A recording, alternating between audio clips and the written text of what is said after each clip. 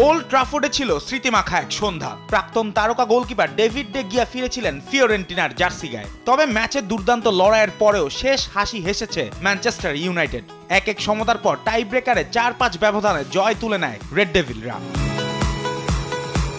ম্যাচের ১৩ মিনিটে সিমন সোমের গোলে এগিয়ে যায় ইতালিয়ান ক্লাব ফিওরেন্টিনা। তবে ২৭ মিনিটে কর্নার থেকে বল গসেন্সের গায়ে লেগে জালে জড়ালে সমতায় ফেরে ম্যানচেস্টার ইউনাইটেড।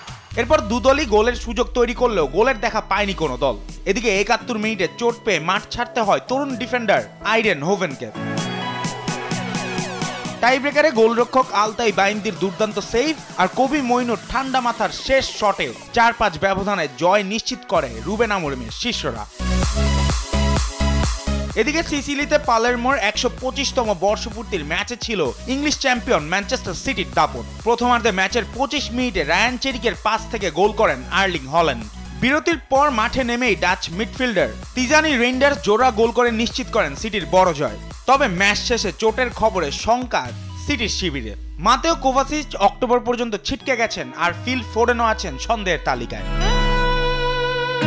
অন্য ম্যাচে সেন্ট জেমস পার্কে নিউক্যাসলের বিপক্ষে ২-০ গোলের জয় পেয়েছে আতলেতিকো মাদ্রিদ। প্রথমার্ধে কোনো গোলের দেখা না পেলে বিরতির পর ৫০ মিনিটে উলিয়ান আলভারেজের শটে গোলের খাতা খুলে এগিয়ে যায় স্প্যানিশ জায়ান্টরা। ৬৩ মিনিটে অ্যালেক্স সোরলথের পাস থেকে গোল করে ব্যবধান দ্বিগুণ করেন গ্রিজম্যান। জুবায়ের নূর, স্পোর্টস ডেস্ক, দেশ টিভি।